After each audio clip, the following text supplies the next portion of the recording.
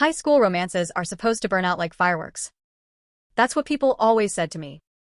They told me those first loves didn't last, that once the real world hit, the shine would fade. But when I fell in love with Jason, I was sure we'd prove everyone wrong. He was calm where I was fiery, grounded where I was restless. He didn't crave the spotlight, and I thought that made him safe, dependable, mine. I thought that if I held on tight enough, if I shaped our lives just so, we'd never fall apart. I see now that what I called love was really control dressed up as devotion. We met in sophomore year. He was the quiet guy in the back row who doodled sketches in the margins of his notebook. Blueprints of cars, bridges, buildings. When I leaned over one day and asked what he was drawing, he blushed so hard his ears turned red. But he showed me anyway. His dream was simple, almost childish at the time. He wanted to build things that lasted. Architecture, he said softly, like the word itself might break if spoken too loudly. That day stuck with me, maybe more than it should have. Because even back then, I realized his dreams had nothing to do with me. They were his own. And for some reason, that scared me. We started dating junior year. He treated me gently, always listening more than he spoke. He wasn't flashy, but he made me feel safe in ways no one else ever had. My parents adore him. My friends teased me for picking the boring guy, but I didn't care. He was steady, and at 16, that steadiness felt like forever. By senior year, I had already mapped out our future in my head. We'd go to the same college. I'd major in business or communications. Something practical, but flexible. And he'd study architecture. We'd get married after graduation, maybe move to the city for his job, and I'd follow wherever he went. But that plan wasn't enough for me. I didn't just want to follow his dream. I wanted to bend it around mine, to make sure nothing pulled him away from me. That's when the control started, though I didn't see it then. When college acceptance letters came in, he got into a top architecture program out of state. He was glowing, holding the envelope like it was the key to his entire future. I smiled and hugged him, but inside, panic spread through me like fire. Out of state meant distance. Distance meant change. Change meant losing him. So I started planting seeds. I reminded him how expensive it would be to move. I told him how his parents would miss him, how I would miss him.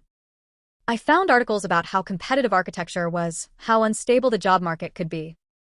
You're so talented, I'd say sweetly, but maybe you don't need to chase something so uncertain. He hesitated. He frowned. And then he said the words that made me think I had won. Maybe you're right. He turned down the program and enrolled in a local college instead. I told myself it was love, that he was choosing us, but deep down I knew I had pulled him away from his dream. At the time, it felt like security. Now it feels like theft.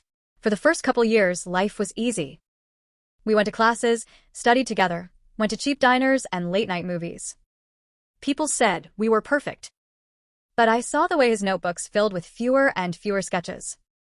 The way his eyes glazed over when I talked about us moving in together after college. He worked part-time at a hardware store, and every time he came home smelling of sawdust and paint, something in him seemed both alive and caged. I ignored it. I told myself it was just stress, that everyone questioned their path in college. When he tried to bring up transferring to finish his architecture degree somewhere better, I reminded him of all the reasons to stay. We're building a life here, I'd insist, clutching his hand.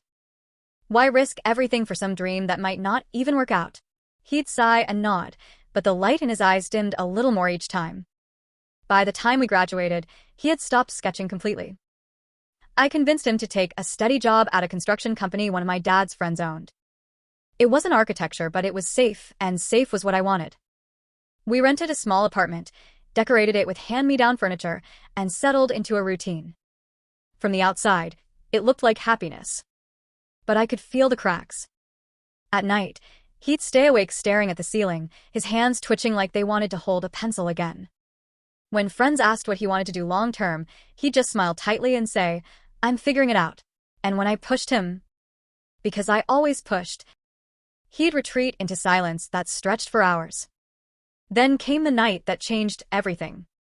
We were at dinner with friends, celebrating someone's promotion. The wine was flowing, the laughter loud. And then one of the guys turned to Jason and asked casually, "So, man, still thinking about architecture?" You were always the one with the big plans. The table fell quiet. Jason's fork froze halfway to his mouth. His jaw tightened. For a moment, I thought he would just laugh it off like he always did. But instead, he set the fork down, looked right at me and said, "Yeah, I still think about it. every day." The words hit me like a slap. The friends cheered, encouraging him, but all I felt was betrayal. When we got home, I exploded. "Why would you say that? Haven't we built something together? Don't you care about us?" He looked at me with an expression I'll never forget. Half sorrow, half exhaustion. "I do care about us. But caring about you shouldn't mean giving up who I am." I cried, accused him of being selfish, of trying to ruin the life we had. But instead of arguing back, he just nodded slowly, like he'd been expecting this moment for years. The next week, I came home to find his things packed. Not all of them. Just the essentials.